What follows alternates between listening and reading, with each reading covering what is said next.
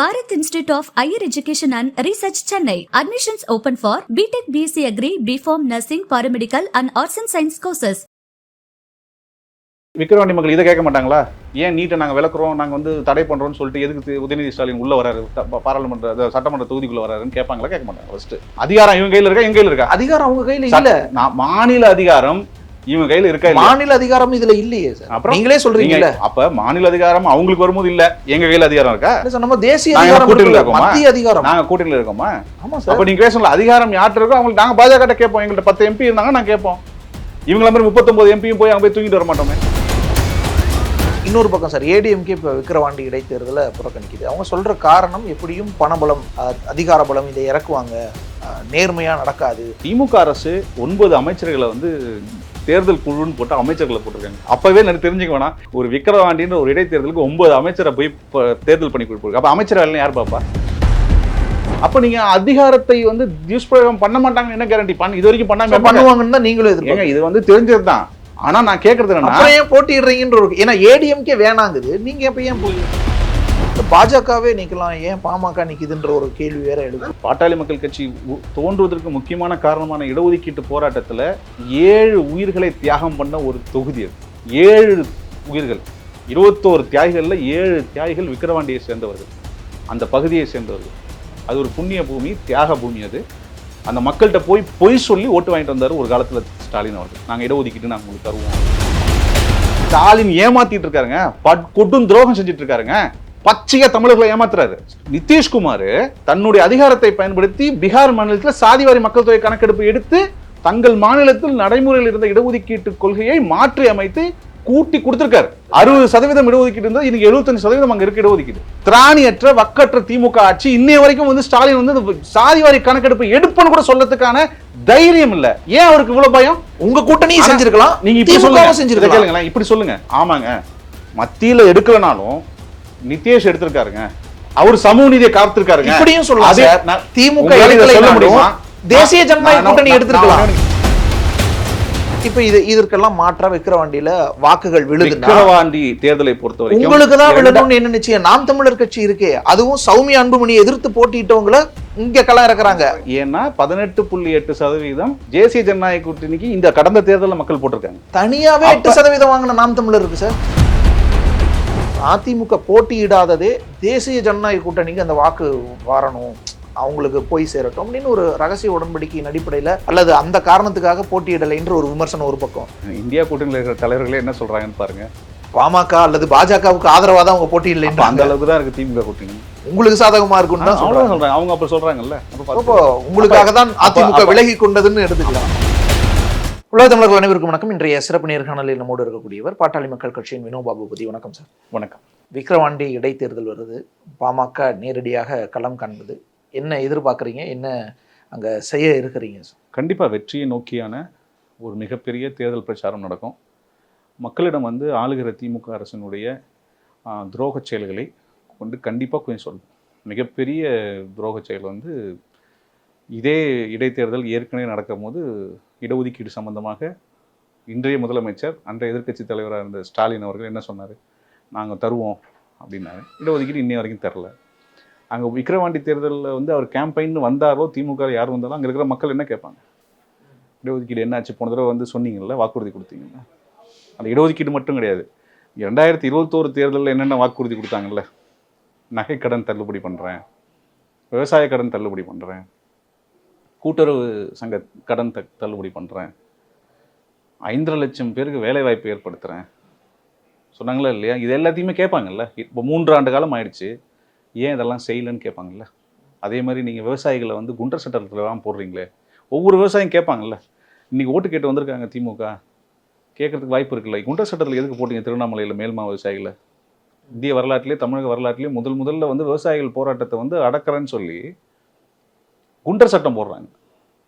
இப்போ விவசாயிகளுக்கு எதிரானது, இளைஞர்களுக்கு என்னதானது, பெண்களுக்கு நடக்கிறது. அது விக்கிரவாண்டியில் உங்களுக்கு திண்டிவனமும் விக்கிரவாண்டியும் ரொம்ப தூரம்னா அதுக்கப்புறம் நம்ம ஏன் பேசுகிறோம்? எங்கேயோ நடக்கிற விக்கிரவாண்டியை பற்றி நம்ம ஏன் சென்னையில் பேசுகிறோம்? தமிழ்நாட்டில் நடக்கிற இடைத்தேர்தல் அதேதான். அதனால மக்கள் ஒரு விவசாயிக்காக பேசுவார்ல, குரல் கொடுப்பாங்கல்ல, கண்டிப்பாக கேட்பாங்கல்ல. இளைஞர்கள் கேட்பாங்கல்ல. இப்போ ஒரு இளைஞர் கேட்குறான், நீங்கள் 5.5 லட்சம் பேருக்கு வேலைவாய்ப்பு தரேன்னு சொல்லி 2021 தேர்தல் வாக்குறுதி கொடுத்தீங்கல்ல, எவ்வளோ டிஎன்பிஎஸ்சி மூலிமா ரெக்ரூட் பண்ணியிருக்கீங்க, டிஆர்பி மூலிமா எவ்வளோ பண்ணியிருக்கீங்க, எம்ஆர்பி மூலிமா என்ன பண்ணியிருக்கீங்க, யூனிஃபார்ம் சர்வீஸ் ரெக்ரூட்மெண்ட் மூலிமா என்ன பண்ணியிருக்கீங்க, இல்லை தனியார் துறையில் எவ்வளோ தான் ரெக்ரூட்மெண்ட் வந்திருக்கு, இதெல்லாம் கேட்பாங்களே கேட்க மாட்டாங்க. 5.5 லட்சம் பேருக்கு வேலைவாய்ப்புன்றது சாதாரண வார்த்தை கிடையாது. கரெக்டுங்களா? இது மட்டும் இல்லை, விவசாயிகளுக்கு, பெண்களுக்கு, இளைஞர்களுக்கு என்ன செஞ்சுருக்காங்க இவங்க? விக்கிரவாரியம் மாதிரி ஒரு ரூரலான ஏரியாவில் ஒரு வெளிச்சமாக எல்லாரும் பரவாயில்லப்பா, இந்த இந்த இந்த அரசு வந்து எதாவது செஞ்சுருக்காங்கன்னு இருக்கணும்ல. நீங்கள் மின் கட்டணத்தை உயர்த்திருக்கீங்களா இல்லையா? தமிழ்நாடு மின்சார வாரியத்திற்கு கடந்த 22 மாதங்களில் கிட்டத்தட்ட 65,000 கோடி மின்சார கட்டண உயர்வுனால் மட்டுமே வந்திருக்கு. 2022 உயர்த்தினது. இப்போ என்ன தமிழ்நாடு மின்சார வாரியத்தில் கடன்லேருந்து மீட்டுட்டீங்களா நீங்கள்? இப்போ அதுக்குள்ளே இன்னொரு தடவை மின்சார கட்டணத்தை உயர்த்துறாங்க, சொத்து வரி உயர்த்துறாங்க, குடிநீர் வரி உயர்த்துறாங்க, பத்திரப்பதிவுத்துறை கட்டணம் இருக்குல்ல, வழிகாட்டு நெறிமுறை கட்டணம் இருக்குல்ல, இதெல்லாம் உயர்த்துறாங்க. இது எந்த வகையில் எந்த மக்களுக்கு ஆதரவாக இந்த அரசு இருக்குது? அப்போ ஓட்டு போடும்போது அதை யோசிப்பாங்கல்ல. ஆனால் சார், கடந்த காலங்களில் இந்த மாதிரி கட்டண உயர்வெல்லாம் தேர்தலில் பிரதிபலித்த மாதிரியெல்லாம் தெரியலையே சார். பால் விலை உயர்வுக்கு பிறகும் நீங்கள் 2011 2011 ஜெயலலிதா ஆட்சிக்கு வந்த உடனே விலை உயர்வு நடந்துச்சு. உடனே நடந்த உள்ளாட்சி தேர்தலில் ஜெயிக்க தான் செஞ்சாங்க. வந்து உள்ளாட்சி தேர்தல் நீங்கள் வந்து நான் சொல்கிறது வந்து உள்ளாட்சி தேர்தலுடைய அரித்மெட்டிக் கெமிஸ்ட்ரிலாம் வேறு. சட்டமன்ற தொகுதி, பாராளுமன்ற தொகுதியோட ஒவ்வொன்றுக்கும் தனித்தனியாக இருக்குது. உள்ளாட்சியில் சொந்தக்காரங்களே நிற்பாங்க, அது வேற மாதிரியான அணுகுமுறை உள்ளாட்சி. இது கேட்கறது வந்து ஒரு சட்டமன்றத்தில் இந்த திமுக அரசுக்கு, ஸ்டாலின் தலைமையிலான திமுக அரசு ஒரு பாடம் புகட்ட வேண்டுமா வேண்டாமா? 5.5 லட்சம் வேலை வாய்ப்புகளை உருவாக்குவேன்னு சொல்றீங்கல்ல, எங்கன்னு கேட்பாங்களா கேட்க மாட்டாங்க. அட்லீஸ்ட் கேட்கறதுக்கு ஒரு பதிலாவது வேணும்ல. டிஎன்பிஎஸ்சி மூலமா எவ்வளவு ரெக்ரூட் பண்ணிருக்கீங்க? பிரைவேட்ல நீங்க என்ன சொன்னீங்க, 75% 80% தமிழ்நாட்டில் இருக்கிற வேலை தமிழர்களுக்கே ஒரு சட்டத்தை கொண்டு வருவோம்னு சொன்னாங்கல்ல தனியார் துறையில. அந்த சட்டத்தை பத்தி ஏதாவது இம்மியளவு எடுத்திருக்காங்களா? ஆனா சார், அதன் பிறகு டெய்லி ரம்மி விளையாண்டு டெய்லி சூசைட் நடக்குதா இல்லையா? இல்ல சார், அது நடவடிக்கை எடுக்கலைன்னா பரவாயில்ல. என்ன எடுத்திருக்காங்க? சட்டமன்றத்துல தீர்மானம் நிறைவேற்றி, சட்டம் நிறைவேற்றி, உங்களுக்கே தெரியும், நீங்களும் ஆதரிச்ச சட்டம். எந்த சட்டம்? ஆன்லைன் ரம்மி விளையாட்டுகளுக்கு எதிராக தான். சரி, அது நீங்க உச்சநீதிமன்றத்துல வந்து போய் ஒரு கேஸ் இருக்குன்னா அதை நீங்க அடுத்தது வேகமா நடத்தி முடிப்படுத்த முடியாதா? செந்தில் பாலாஜிக்கு பெயில் வாங்க மட்டும் உச்சநீதிமன்றம் அவ்வளவு தூரம் போறீங்க, இது பண்ண மாட்டீங்களா? உங்களுக்கு ரம்மி விஷயத்துல உச்சநீதிமன்றம் போயோ ஒரு டெம்பரரியாவது நமக்கு ரிலீஃப் வாங்க முடியாதா? இந்த அரசுக்கு தெரியவே தெரியாதா? எங்களுக்கு திமுக மாதிரி சட்ட வல்லுநர்கள் எந்த இயக்கத்துக்கும் கிடையாது, நாங்க வந்து மலையை வந்து கைரா திருச்சிருவோம்னு சொல்றீங்கல்ல. ஒரு பெயில் தனி ஒரு கரப்ஷன்ல இன்வால்வ் ஆன ஒரு மினிஸ்டருக்கு பெயில் வாங்க அலையறீங்க. உங்களால வந்து ஒரு ரம்மி விளையாட்டை வந்து தடை பண்றதுனா டெம்பரரி ஸ்டே. மாநில அளவுல இது பண்ற விஷயம் இல்ல, தேசிய அளவுல பண்ற விஷயம். தேசிய அளவுல இதற்கான ஒரு கொள்கை நடைமுறை எல்லாத்துக்கும் இந்த விஷயம். நீட்டுக்கு தான் பேசுவாங்க, அப்புறம் ஏன் வந்து மக்கள்கிட்ட அதை சொல்லி ஓட்டு வாங்குறீங்க? நீட்டு வந்து மாநில அளவு இல்லைங்க, மத்திய அளவுல நம்ம முடிவு எடுக்கணும்னு சொல்லி ஓட்டு வாங்கிருக்கணும்ல. என்ன சொன்னீங்க? நம்மளும் நீட்டை எதிர்க்கிறோம், ஆனா நீட்டை ஆதரிக்கிற கட்சியோட கூட்டணியில தான் போட்டிடுறோம். நான் சொல்றேன், நாங்க உண்மையை பேசுறோம். அது உண்மையை பேசினார் உதயநிதி. நாங்க உண்மையை சொல்றோம். நீங்க அரசியலமைப்பு சட்டத்தை திருத்தணும், அப்படி இல்லைன்னா நமக்கான சட்டத்துக்கு ஒரு விலக்கு பெறணும், அப்பதான் நீட்ல இருந்து நமக்கு வந்து விடுவு காலம் இருக்கு. நாங்க உண்மையை பேசுறோம். மத்தியில ஆட்சி வந்ததும் அதேதான் உண்மையை பேசுறோம். ஆனாலும் அதேதான் மத்தியில ஆட்சி வந்ததும் சொல்றாங்க. நீங்க தப்பா சொல்லாதீங்க. நீங்க தெளிவா தப்பா ஒரு விஷயத்த சொல்றீங்க. போய் பாருங்க, மத்தியில ஆட்சிக்கு வந்தவன மாட்டுவோன்னு உதயநிதி சொல்லி நீங்க வீடியோ இருக்கா? எங்கள்கிட்ட மந்திரம் இருந்து நாங்க வந்தவனே ஆட்சிக்கு வந்தவனே ரகசியம் அதை சொன்ன எப்படி இருக்குன்னு சொல்லுங்க பாப்போம். இப்ப நீங்களே இந்த மாதிரி தவறா பேசுனீங்கன்னா மக்களுக்கு தவறா புரியல சார். அதையும் சொன்னாரு. மத்தியில் ஆட்சி இந்த தேர்தல் வாக்குறுதி என்ன? நான் கேக்குறது 2021 சட்டமன்ற தேர்தலில் என்ன வாக்குறுதி கொடுத்தாங்க? 24 சொல்லுங்க. 21 சட்டமன்ற தேர்தல், 24 சட்டமன்ற பாராளுமன்றம் வேறங்க. அது நம்ம அதை அணுகுவோம், அது தனியா பேசுவோம். இந்த தடவை தமிழ்நாட்டை ஆளும் போது நீங்க ஏன் பொய் சொல்லி, அப்ப இதே மாதிரி இவ்வளவு வாக்குறுதி கொடுத்தாங்கல்ல? ஒரு போராட்டம் நடத்துறோங்கிறது தான் அந்த வாக்குறுதி, அந்த ரகசியம்னு அதுக்கப்புறம் அவரே விளக்கும். அதுக்கப்புறம் ஜெயிச்சதுக்கு அப்புறம் அதுக்கு முன்னாடி சொன்னீங்களா? கேட்கும் போது என்ன சொன்னாங்க? அந்த ரகசியத்தை சொல்லுங்கன்னு சொல்லும் போது ரகசியத்தை நாங்க சொல்லிட்டோம்னா அப்ப உள்ள அரசு அதை சொல்லிடுவாங்க, அதனால சொல்ல மாட்டோம்னாரு. அப்ப அது பேர் என்ன? இப்போ நம்மளும் எதிர்க்கிறோம், ஆனா நம்ம கூட்டணி அதை ஆதரிக்குது, அதை வலியுறுத்துது. நம்ம மந்திரம் வச்சிருக்கோம், மாயாஜாலம் வச்சிருக்கோம்னு சொன்னோமா? நம்ம கூட்டணியிலே நம்மளால எதுவும் செய்ய முடியல, ஆப்போசிட்ல எப்படி செய்ய முடியும்? இன்னொன்னு 2009 மத்தியில மருத்துவத்துறையில சுகாதாரத்துறையில அமைச்சரா இருக்கிற வரைக்கும், மருத்துவர் அன்புமணி ராமதாஸ் அமைச்சரா இருக்கிற வரைக்கும் நீட் வரல. திமுகவின் காந்தி செல்வன் ஒரு இணையமைச்சர் மத்திய சுகாதாரத்துறை இணையமைச்சரா வந்தார்.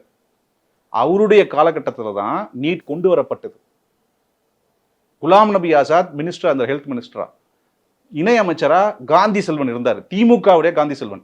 அப்ப இந்தியா ஃபுல்லா நீட் வரதுக்கான முக்கியமான காரணம் கையெழுத்து போட்டது காந்தி செல்வன், திமுக. இன்னைக்கு மக்களுக்கு எல்லாருக்கும் தெரியணும். அவங்கள மாதிரி ரெட்டை வேடம் நாங்க போடவே இல்லை.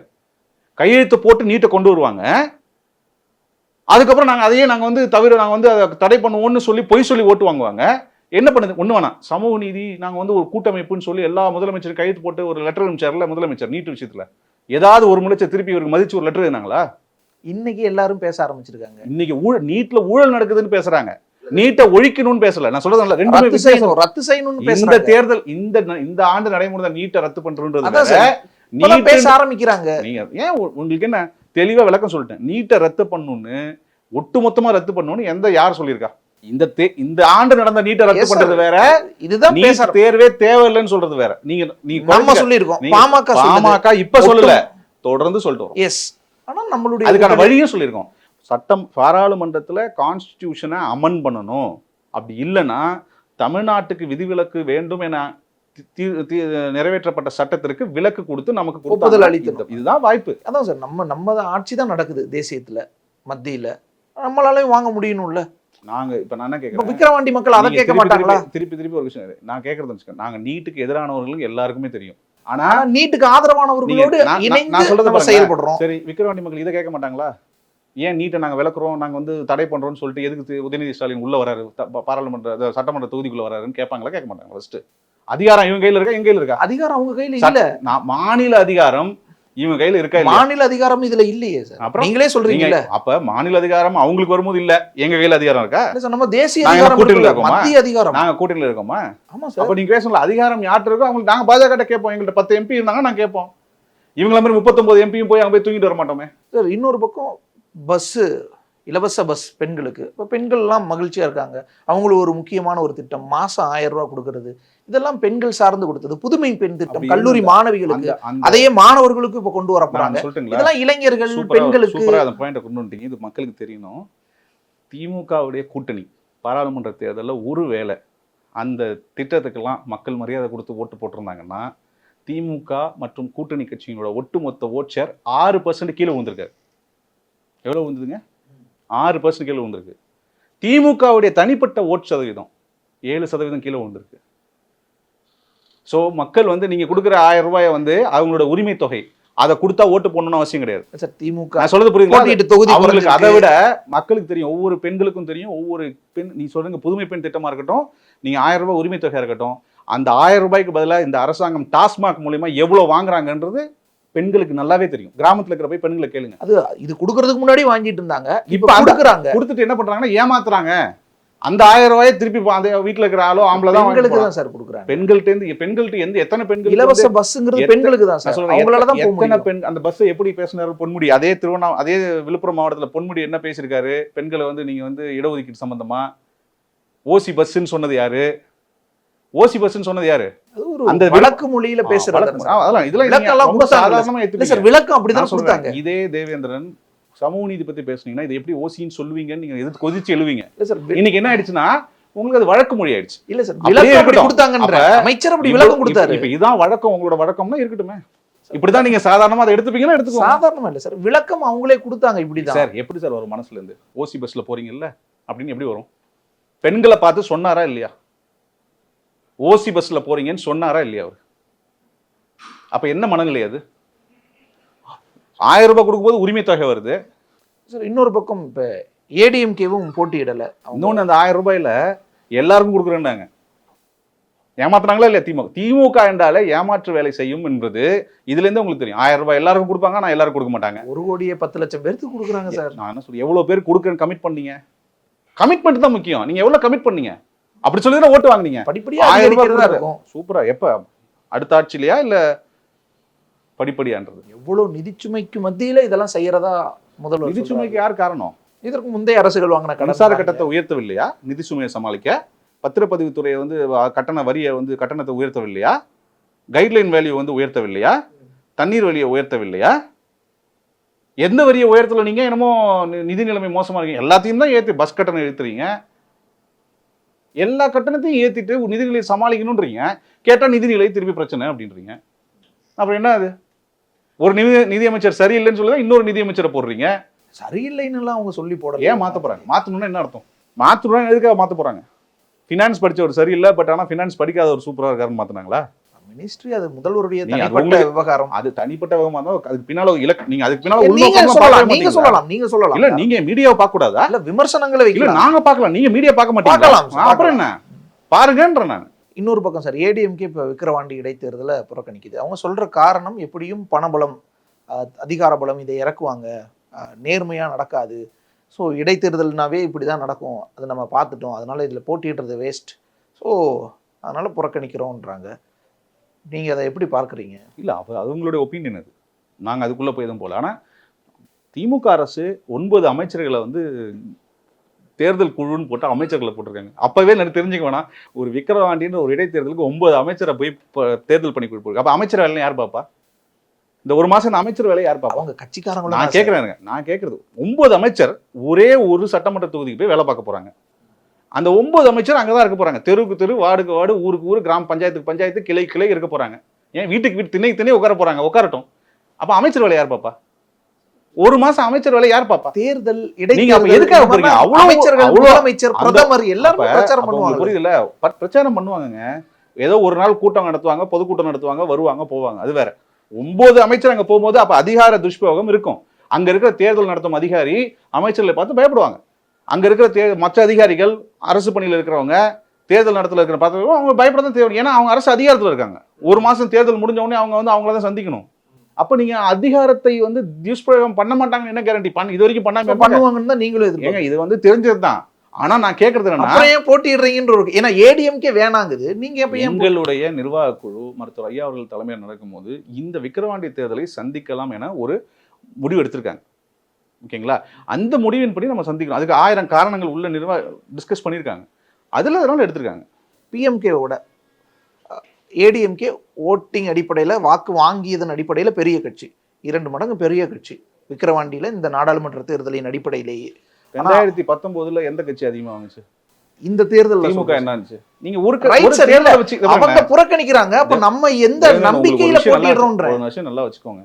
நீங்க பெரிய கட்சி, சின்ன கட்சி எல்லாம் நான் இல்லைன்னு சொல்ல, ஓட்டு வச்சு தான் சொல்ல போறாங்க, பெர்சன்டேஜ் வச்சு தான் சொல்ல போறாங்க, அது சொல்லல. ஆனா ஒரு தேர்தல் இங்க மாறுது. 2014 ஒரு பாராளுமன்ற சீட்டு கூட ஜெயிக்காததான் திமுக. தேர்தல் அப்படி கிடையாது. மக்களுடைய மனத்துல அந்த 15 நாட்கள்ல அவங்கள்ட்ட போய் என்ன கேம்பெயின் பண்ண போறோம்? முறைகேடு நடக்கும்ன்ற அச்சம் இருந்தும் கேட்கிறேன். அதுவும் இருக்குன்றீங்க. ஜனநாயகத்துல நம்ம எதிர்த்து போராடி தான் ஆகணும். நீங்க வந்து பார்க்கலையா ஈரோடு பை எலெக்ஷன்ல என்ன நடந்ததுன்னு பார்க்கலையா? நீங்க ஒரு ஊடகவியலாளரா நியாயமாக, நேர்மையாக, ஜனநாயகத்தின் மேல் நம்பிக்கை உள்ளவர்களாக ஒன்று சொல்லுங்களேன். அங்கே நியாயமா நடந்ததா? பட்டியா அடைக்கலையா? வெளியூருக்கு கொண்டு போகலையா? டூர்லாம் கூட்டு போகலையா? ஊடகவியலாளர் போய் அதை போய் பேட்டி எடுக்கும்போது அவங்களை வந்து தாக்கலையா? எத்தனை அமைச்சர்கள் போட்டிருந்தாங்க நீங்க பார்க்கல? ஒரே ஒரு சட்டமன்ற இடைத்தேர்தல் தான், அது ஒரே ஒரு தொகுதிக்கானது தான். ஆனா இதை எதிர்த்து நம்ம போறோம். இந்த அதிகார திமிரை எதிர்த்து, இந்த அதிகார ஆணவத்தை எதிர்த்து நாம் போட்டி போடணும் அப்படின்றது நிர்வாக குழு முடிவு எடுத்திருக்காங்க. பாட்டாளி மக்கள் கட்சி, அது தேசிய ஜனநாயக கூட்டணி அதை அங்கீகரிச்சிருக்காங்க.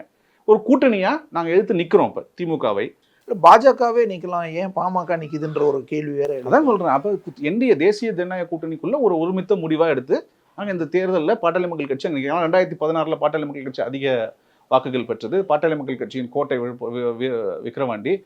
பாட்டாளி மக்கள் கட்சி தோன்றுவதற்கு முக்கியமான காரணமான இடஒதுக்கீட்டு போராட்டத்தில் 7 உயிர்களை தியாகம் பண்ண ஒரு தொகுதி அது. 7 உயிர்கள், 21 தியாகிகள்ல 7 தியாகிகள் விக்கிரவாண்டியை சேர்ந்தவர்கள், அந்த பகுதியை சேர்ந்தவர்கள். அது ஒரு புண்ணிய பூமி, தியாக பூமி. அது அந்த மக்கள்கிட்ட போய் பொய் சொல்லி ஓட்டு வாங்கிட்டு வந்தார் ஒரு காலத்தில் ஸ்டாலின் அவர்கள். நாங்கள் இடஒதுக்கீட்டு நாங்கள் உங்களுக்கு தருவோம் அப்படின்னு. இன்னைய வரைக்கும் அதுக்கான ஒரே ஒரு ஃபைலை கூட எடுத்து வைக்கல அவர். அப்போ மக்கள் கேட்பாங்கல்ல, ஏன் இந்த துரோக செயல், ஏன் இந்த துரோக செயலை நீங்கள் செஞ்சீங்க? உச்சநீதிமன்றம் அதுக்கு எந்த விதமான தடையும் விதிக்காத போது இன்னும் உங்களுக்கு ஆட்சி அதிகாரம் வந்து 3 வருஷம் ஆயிடுச்சுல்ல. இப்போ ஏன் ஏமாத்துனீங்க? இந்த கேள்வி வரும்ல. தடை விதிக்கல, எப்படி கொடுக்கணும் அது நடத்துறது ஒரு பெரிய ப்ராசஸ் இல்லை சார். Very simple. 1989 எம்பிசி ரிசர்வேஷன்ல யார் யார் பெனிஃபிட் ஆயிருக்கா, இது ஆல்ரெடி இருக்கு டேட்டா. அதை எடுத்து அசார்ட் பண்ணி கிளாசிஃபை பண்ணி கொடுக்கணும். சப்போஸ் அதில் இருக்கிற சமுதாயங்களில் யாராவது ஒருத்தங்க கம்மியாக ரெப்ரசென்ட் ஆயிருந்தா அவங்களுக்கு ஏற்றி கொடுக்கலாம். வன்னியர்களுக்கு கம்மியாக இருக்கு, அவங்களுக்கு ஏற்றி கொடுக்கலாம். இல்லை கம்மியாக இருந்தால் கம்மியாக கூட கொடுக்கலாம். இந்த டேட்டா இருக்கு, எடுக்க மனம் இல்லை. ஏங்க சாதிவாரி மக்கள் தொகையை நிதிஷ்குமார் எடுத்துட்டாருங்க. ஸ்டாலின் ஏமாத்திட்டு இருக்காருங்க. கொட்டும் துரோகம் செஞ்சுட்டு இருக்காருங்க. பச்சையா தமிழர்களை ஏமாத்துறாரு. நிதிஷ்குமார் தன்னுடைய அதிகாரத்தை பயன்படுத்தி பீகார் மாநிலத்தில் சாதிவாரி மக்கள் தொகை கணக்கெடுப்பு எடுத்து தங்கள் மாநிலத்தில் நடைமுறையில் இருந்த இடஒதுக்கீட்டு கொள்கையை மாற்றி அமைத்து கூட்டி கொடுத்திருக்காரு. 60% இடஒதுக்கீடு இருந்தால் இன்னைக்கு 75% அங்க இருக்க இடஒதுக்கீடு. திராணியற்ற வக்கற்ற திமுக ஆட்சி இன்னைய வரைக்கும் வந்து ஸ்டாலின் வந்து சாதிவாரி கணக்கெடுப்பு எடுப்புன்னு கூட சொல்லத்துக்கான தைரியம் இல்ல. ஏன் அவருக்கு இவ்வளவு பயம்? நாடு முழுக்க எடுக்க வைப்போம். ஏன் நான் தமிழ் நீங்க என்ன சொல்றேன்? நிதிஷ் எடுத்திருக்காரா? நிதிஷ் ஒரு சீனியர் பொலிட்டீஷியனா, விவரமானவரா? மாநில உரிமையை பயன்படுத்தி தானே எடுத்திருக்காரு. பீகார் மாநிலத்துக்கான உரிமையை பயன்படுத்தி தானே எடுத்திருக்காரு. அதே உரிமை தான் நமக்கும் இருக்கு தமிழ்நாட்டுக்கு. இந்த உரிமையை ஏன் பயன்படுத்தல? இல்ல நாடு முழுக்கவே எடுக்க. நீங்க ஏன் உங்களால அது தப்பு செஞ்சிருக்கணும்? இப்படி ஒரு பாசிபிலிட்டி இருக்குன்ற நீங்க ஒரு ஊடகவியலாளரா? ஆமாங்க, நிதிஷ் செஞ்சிருக்காரு, இவரும் செஞ்சிருக்கணுங்க. இந்த விஷயத்துல இவர் தப்பு பண்ணிருக்காருன்னு உங்களால ஏன் சார் இவரும் செஞ்சிருக்கணும் அவங்களும் செஞ்சிருக்கணும் ஆயிடுதுல. இப்ப ரெண்டு பக்கமும் செய்யலாம். இப்படி சொல்லுங்க. உங்க கூட்டணியும் செஞ்சிருக்கலாம், நீங்க இப்படி சொல்லுங்க. இப்படி சொல்லுங்க. ஆமாங்க, மத்தியில எடுக்கலனாலும் நிதிஷ் எடுத்திருக்காருங்க. அவர் சமூக நீதியை காத்திருக்காருங்க. இப்படியும் சொல்லலாம் சார். திமுக எடுக்கல சொல்ல முடியுமா? தேசிய ஜனநாயக கூட்டணி எடுத்திருக்கலாம். கேக்குறேன், நீங்க இதை சொல்லுங்க. நிதிஷ்குமார் அவர்கள் சமூக நீதியை காப்பாற்றுவதற்கு இந்த ஜாதிவாரி மக்கள் தொகை கணக்கெடுப்பை எடுத்து தங்களுடைய மாநிலத்தில் இடஒதுக்கீட்டை ஓரளவு நியாயமாக கொடுத்திருக்காருன்னு உங்களுக்கு தெரியுது இல்ல? அதை இவர் செஞ்சிருக்கலாமா இல்லையா? தமிழ்நாட்டுல செஞ்சிருக்கலாம். தேசிய ஜனநாயக கூட்டணி செஞ்சிருக்கலாம். இல்ல நீங்க மத்திய மாநில அரசு ரெண்டுமே செஞ்சிருக்கலாம் சார். பாக்குறவங்களுக்கு கிளீனா தெரியும் நீங்க எந்த அளவுக்கு நீங்க உங்களால வந்து அது தைரியமாவும் நேர்மையாவும் உங்களால சொல்ல முடியலன்றத நான் நேர்மையா சொல்றேன். பாஜக எடுக்கணும்னு நான் நேர்மையா சொல்றேன். நான் கூட்டணி இருந்துட்டு சொல்றேன். உங்களால ஊடகவியலாளர் இருந்துட்டு மாநில அரசு எடுக்கணும் சார். எடுத்திருக்கணும். ஏன் எடுக்காம இருந்து தப்பு பண்றாங்கன்னு சொல்லுங்களேன். ஏன் உங்களால அதை சொல்ல முடியல? ஏன் ஒரு தப்புன்னு சொல்ல மாட்டீங்களா சார்? ரெண்டு அரசுகளாலையும் இதை நான் கேக்குறது மாநில அரசு நாடு முழுக்க செய்யணும்னு நான் நினைக்கிறேன். நீங்க மாநிலத்துல செய்யணும். நான் ஒன்னு சொல்றேன். நடந்து எது நடந்தாலும் எனக்கு சந்தோஷம் தான். தமிழ்நாட்டுல நடைமுறையில் இருக்கிற இடஒதுக்கீட்டை மாத்துறதுக்கு மாநில மதில் எடுக்கணும். நாடு முழுக்க இருக்கு. நாடு முழுக்க இருக்கிறதுன்னு சொல்றேன். தமிழ்நாட்டுல இன்னைக்கு 69% இடஒதுக்கீடு இருக்கு. எம்பிசிக்கு 30, பிசிக்கு 30, எம்பிசிக்கு 20, தாழ்த்தப்பட்ட மக்களுக்கு 18, பழங்குடி மக்களுக்கு 1 இருக்குல்ல. இதுல இருக்கிற மாத்தி அனுப்புறதுக்கு மத்தியில எடுக்கணும், மாநிலத்துக்கு 49 சொல்றீங்க சார். நாடு முழுக்க அதான் அது மாத்தணும்ன்றேன். நான் கேக்குறது முதல்ல நீங்க சொல்றது மாறணும் சார். நான் சொல்றதை கேட்கவே மாட்டேன்னா இல்ல சார். நீங்க கேட்கறதுக்கு தயாரா இல்லைன்னா நான் டாபிக் மாத்திடலாம். நான் சொல்ல தமிழ்நாட்டினுடைய இடஒதுக்கீட்டு கொள்கையை மாற்றுவதற்கு தமிழ்நாட்டு அரசு சாதிவாரி கணக்கெடுப்பு எடுத்தா போதும். நிதிஷ்குமார் வந்து அந்த ஜாதிவாரி மக்கள் தொகை எடுத்து மத்தியில நடைமுறையில் இருக்க இடஒதுக்கீட்டை மாத்தல. அவங்க மாநிலத்தில் புரியுது. 69% இன்னும் கூடுதலாக்க, இன்னும் சரியாக்க வழி சொல்றீங்க. 49.5 இன்னும் சரியாக்கணும் நான் சொல்றேன். இந்தியா கூட்டணியில் இருக்கிறவங்க என்ன சொல்றோம்? 3% இருக்கிறவங்க எத்தனையோ 97% உட்கார்ந்துருக்காங்கன்னு பேசுறாங்கல்ல. தமிழ்நாட்டுல 3% இருக்கிறவங்க 69% கூட நம்ம 69 31% உட்கார்ந்துருக்காங்கன்னு ஏன் பேச மாட்டாரு ஸ்டாலின் அவர்கள்? அதுதானே இப்ப எல்லாருக்கும் வேதனையா இருக்கு. இப்ப இதற்கெல்லாம் மாற்றா விக்கிரவாண்டியில வாக்குகள் விழுது. விக்கிரவாண்டி தேர்தலை பொறுத்தவரைக்கும் உங்களுக்கு தான் விழணும்னு என்ன நிச்சயம்? நாம் தமிழர் கட்சி இருக்கே, அதுவும் சௌமியா அன்புமணி எதிர்த்து போட்டிட்டவங்கள இங்க களம் இறக்குறாங்க. கேட்டுங்க, என்ன எடுத்திருக்காங்க நாம் தமிழர் இதுக்கு முன்னாடின்றத நீங்க பாத்திருக்கீங்க. இந்த தேர்தல் என்ன எடுத்திருக்காங்க நீங்க பாத்திருக்கீங்க. நாங்க அதுல வந்து தடை சொல்ல. ஆனா விக்கிரவாண்டியை பொறுத்த வரைக்கும் பாட்டாளி மக்கள் கட்சி கூட்டணி, தேசிய ஜனநாயக கூட்டணி என்ன சொல்லுவோம்னா, இந்த ஆளுகிற திமுக அரசு என்னென்ன துரோகங்களை இந்த கடந்த 3 ஆண்டுகள்ல மக்கள்கிட்ட வந்து ஏமாத்தினாங்களோ அதை எல்லாத்தையும் சொல்லுவோம். Right sir. அதுக்கு ஓட்டு விழுவுதுன்னே வைப்போம். அது உங்களுக்கு தான் விழுவணும்னு என்ன நிச்சயம்? ஏன் நாம் தமிழர் விழக்கூடாது? ஏன்னா 18.8% தேசிய ஜனநாயக கூட்டணிக்கு இந்த கடந்த தேர்தலில் மக்கள் போட்டிருக்காங்க. தனியாவே 8% வாங்கின நாம் தமிழர் இருக்கு சார். சீட் கன்வெர்ட் ஆகுது இல்ல? எதுக்கு அதிகமா சீட்டு மக்களுக்கு தெரியும்ல? யார் 18% கன்வெர்ட் ஆகுது. 42,000 ஓட்டு நாங்க 2016 வாங்கியிருக்கோம். என்டிக்கு எவ்வளவு வாங்கிருக்காங்க அப்ப? சிம்பிள். இப்ப ஆனா 28,000 தானே சார்? நீங்க உங்களுக்கே தெரியும். இப்ப நீங்க என்னன்னா ஒண்ணு திமுக வரணும் இல்லன்னா மத்தவங்க வரணும் உங்களோட எண்ணப்பாடம் தான். இல்ல சார், அது வேற. நீங்க தர்மபுரியில சௌமியா அன்புமணி எதிர்த்து போட்டியிட்டு அவங்க இன்னைக்கு டஃப்ல ஒரு தோற்கறாங்கன்னா அதுக்கு ரீசனா கூட இருக்கலாம். நான் வாக்கு எண்ணிக்கை அந்த வித்தியாசத்துல அடிப்படையில சொல்றேன் 20 அப்படின்னு நினைச்சுக்கலாம். இவங்க எவ்வளவு வாங்கினா அப்படின்னு அவங்க நினைச்சுக்கலாம். அவ்வளவுதான். இப்ப அந்த வேட்பாளரே தர்மபுரியில போட்டிட்டு அந்த வேட்பாளரே நாம் தமிழர் இங்க இருக்குது. மக்களுக்கு தெரியும் யாருக்கு ஓட்டு போட்டா ஜெயிக்க வாய்ப்பு இருக்குன்னு மக்களுக்கு தெரியும். அவ்வளவுதான், சிம்பிள். இதுக்கு மேல நான் என்ன பதில் சொல்லணும் உங்களுக்கு? அது ஒரு ஒரு ஒரு இடையூறா அல்லது ஒரு ஒரு தடையா நாம் தமிழர் கட்சி இல்லையா உங்களுக்கு வெற்றிக்கு? ஒரு இடையூறும் கிடையாது. இல்ல ஒரு அச்சத்தை ஏற்படுத்தலையா? அச்சமும் கிடையாது. எதுக்கு நான் தான் சொல்றேன் உங்களுக்கு, அதிகார துஷ்பிரயோகம் பண்ணக்கூடிய திமுக ஆட்சியில் இருக்கிற திமுக எதிர்த்து தான் நாங்கள் போட்டி போடுறோம். இல்ல ஒருமுக அவங்கள இருக்கும் போதே நாங்கள் தைரியமாக எடுத்து ஓட்டு போடுறோம், ஜெயிக்க கண்டெஸ்ட் பண்ணுறோம். நீங்கள் அப்புறம் ஏன் இதெல்லாம் சார் இப்போ அதிமுகவும் இல்லை, அதிமுக வாக்குகள் நமக்கே உள்ளலாம்னா இப்போ நாம் தமிழர் போட்டிக்கு இருக்கு பிரியுது இல்லை. நீங்கள் ஜோசியம் பார்க்கறதுனா பாருங்க, உங்க இஷ்டம். இல்ல சார் உங்களுக்கு திமுக எதிர்ப்பு ஓட்டுகள் ஒருமுகப்படுறதுக்கு இடையூறா இருக்காதா? எனக்கு என்னென்ன விருப்பம் இருக்கோ எல்லாமே கேள்வியை கேட்குறீங்கன்னா கேளுங்க. இல்ல சார் நான் எனக்கான பதில் நாங்கள் எங்களுக்கான பதில் சொல்லிட்டோம். மக்களுக்கு தெரியும் யாருக்கு ஓட்டு போட்டா ஜெயிப்பாங்கன்னு மக்களுக்கு தெரியும். அவ்வளவுதான். இன்னொரு பக்கம் சார் அதிமுக போட்டியிடாததே தேசிய ஜனநாயக கூட்டணிக்கு அந்த வாக்கு வரணும், அவங்களுக்கு போய் சேரட்டும் அப்படின்னு ஒரு ரகசிய உடன்படிக்கையின் அடிப்படையில் அல்லது அந்த காரணத்துக்காக போட்டியிடலை என்று ஒரு விமர்சனம் ஒரு பக்கம். இன்னொரு பக்கம் இல்லை இவங்க திமுகவுக்கு சாதகமாக தான் போட்டியிடலை அப்படின்னு இன்னொரு பக்கம். ஓ, நீங்க அதை என்ன நினைக்கிறீங்க? இந்தியா கூட்டணியில் இருக்கிற தலைவர்களே என்ன சொல்றாங்கன்னு பாருங்க. பாமக அல்லது பாஜகவுக்கு ஆதரவாக தான் அவங்க போட்டியிடலை, அந்த அளவுக்கு தான் இருக்கு திமுக கூட்டணி. இந்தியா கூட்டணியில் இருக்கிறவங்களே அப்படி பேசுறாங்கன்னா அப்போ நீங்க பாத்துங்களேன், அவங்களே திமுக ஆதரவா சொல்லலையே, உங்களுக்கு சாதகமா இருக்குன்னு தான் சொல்றாங்க. அவங்க அப்படி சொல்றாங்கல்ல, அப்ப உங்களுக்காக தான் அதிமுக விலகி கொண்டதுன்னு எடுத்துக்கலாம். அவங்களே அப்படி கருத்து சொல்றாங்கன்னு சொல்ல வரேன் நான். அப்ப இந்த இடம் தான் அது நாம் தமிழருக்கும் பலனுள்ளதா இருக்கலாம். அதான் சொல்லிட்டேனே, உங்களுக்கு உங்க யூகங்கள் நான் தடை பண்ண முடியாது, உங்களுடைய கணக்குகள் போட்டுக்கிட்டே இருங்க. நான் எங்க பாயிண்ட் ஆஃப் வியூ நான் உங்களுக்கு சொன்னேன். இயல்பா சார். இன்னொன்று ஒரு இடைத்தேர்தலை பொறுத்தளவு அந்த ஒரு தொகுதியில மட்டும் ஒரு ஆளுங்கட்சி ஜெயிக்கும் பொழுது இன்னும் திட்டங்கள் கொஞ்சம் வர்றதுக்கு வாய்ப்பு இருக்கும். ஒரு இது இருக்கணும், ஒரு எம்எல்ஏ ஒரு எம்பி போய் என்ன பண்ண போறாங்கன்ற ஒரு பொது எண்ணம் ஒரு ஆளுங்கட்சிக்கே போடலான்ற ஒரு பொது எண்ணம் இயல்பா வரும்ல. இப்போ அது ஒரு தாக்கத்தை ஏற்படுத்தாது அவங்களுக்கு. இயல்பா ஆளுங்கட்சிக்கு ஒரு பாடத்தை புகட்டுன்னு கூட மக்களுக்கு தோணும்ல இந்த ஒரு தேர்தலை வச்சு. ஆமா, போட்டலாம்ல. நீங்க இந்த இருக்கிற 2 ஆண்டுகளை ஒழுங்கா ஆளணும்னா இந்த தடவை உங்களுக்கு தோல்வியை கொடுத்தாதான் இவங்க வந்து ஆணவம், அதிகார திமிர், அந்த மக்களை ஏமாத்திட்டே இருக்கலாம் அப்படின்றதுலேருந்து அவங்க பின்வாங்குவாங்கன்னு சொல்லுவாங்கல்ல, அதுக்கும் இருக்குல்ல. இயல்பா அதை மக்கள் செய்வாங்கல்ல. இப்போ ஊரூராக வந்து நகையை வச்சுக்கப்பா, போய் கடன் வச்சுக்க, போய் கூட்டுறவு சங்கத்தில் எங்கேயாவது போய் நகையை கடன் வை, நாங்கள் வந்து கடனை வந்து ரத்து பண்ணிடுவோம்னு சொன்னார்ப்பா. நீ தேர்தல் கூட்டணி பிரச்சாரம்லாம் பார்த்தீங்களா 2021 சொன்னார் உதயநிதி ஸ்டாலின் அவர்கள். எல்லாம் நகையை வச்சிட்டிங்களா, வைக்கிறதுனா சீக்கிரம் வச்சிருங்க, நாங்கள் வந்து நகை கடன் ரத்து பண்ணுறோம். நாங்கள் எத்தனை பெண்கள் அதை நம்பி வச்சுருப்பாங்க, எத்தனை குடும்பம் அதை கொண்டு போய் வச்சுருப்பாங்க. விவசாய கடன் ரத்து, அதெல்லாம் கவலைப்படாதீங்க, நாங்கள் ஆட்சிக்கு வந்தோடனே விவசாய கடன் ரத்து பண்ணிடுவோம் சொன்னாங்களா இல்லையா? விவசாயிகளுடைய வயிற்றில் அடித்தது யார்? இப்போ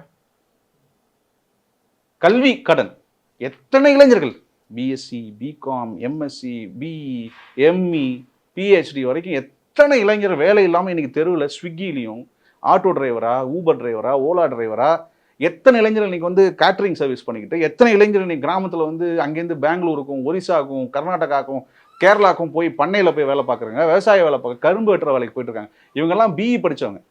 நீங்கள் எத்தனை ஓலா ஊபரில் போய் பாருங்கள், எத்தனை இடத்துல போய் நீங்கள் வந்து ஸ்விக்கி எடுத்துகிட்டு ஒரு பையன் ஒவ்வொரு டெலிவரி பாய்கிட்ட கேளுங்க, என்னப்பா படிச்சிருக்கேன்னா நான் பிஎஸ்சி மேக்ஸ் படிச்சிருக்கேன், நான் பிஇ மெக்கானிக்கல் படிச்சிருக்கேன். ஏன் இவங்களுக்குலாம் வேலை இல்லை? நீங்கள் அவங்கெல்லாம் காசு கொடுத்து கடன் வாங்கி, பேங்க்லேருந்து கடன் வாங்கி படிச்சிருக்காங்க. அந்த கடன்லாம் ரத்து பண்ணுறேன்னு சொன்னார் இவர் தேர்தலில். அவங்க ஓட்டெல்லாம் வாங்கினார்.